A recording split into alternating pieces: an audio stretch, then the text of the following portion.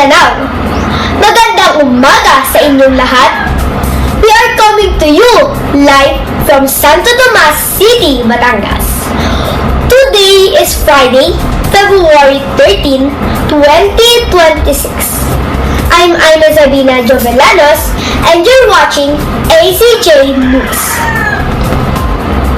We're monitoring hot temperatures, afternoon thunderstorms, monsoon rains, and even a possible tropical cyclones.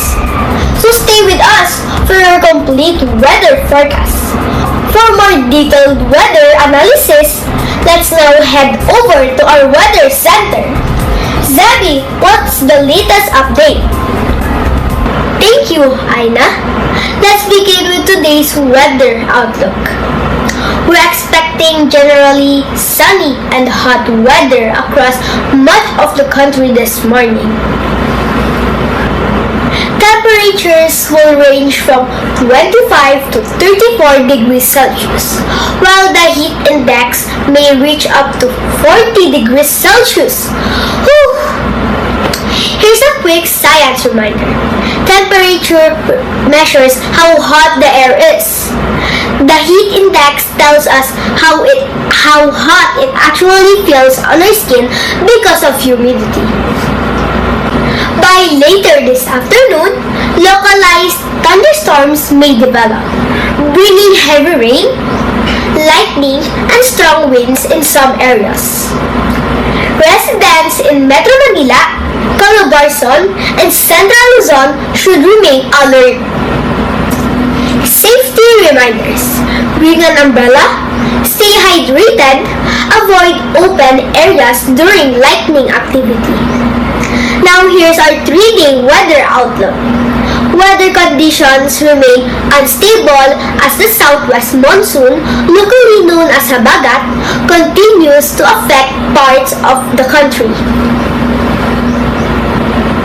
Tomorrow, Saturday, February 14, 2026, cloudy skies with periods of moderate to heavy rain are expected, especially in western Luzon and Mindoro.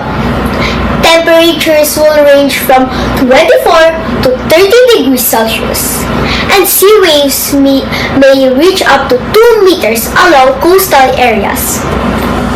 Residents in flood-prone communities are advised to stay alert and avoid unnecessary travel during heavy rainfall. On Sunday, February 15, 2026, a tropical cyclone is expected to enter the Philippine area of responsibility. According to the Philippine Atmospheric, Geophysical and Astronomical Services Administration or PAGASA, the system may intensify as it approaches the eastern section of the country. Temperatures will range from 23 to 28 degrees Celsius.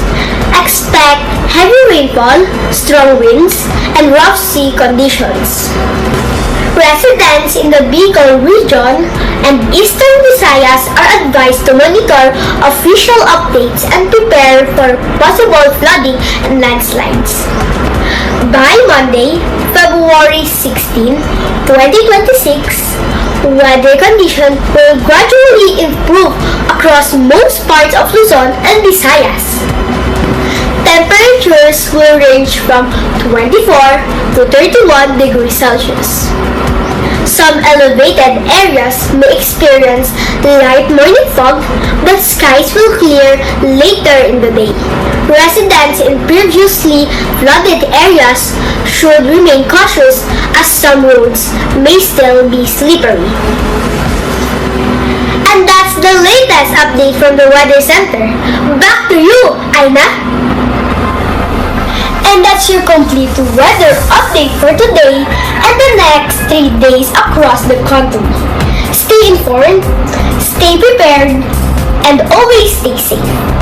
This has been your weather reporter, Aina Sabina Jovellanos of ACJ News. Mag-ingat po tayong lahat.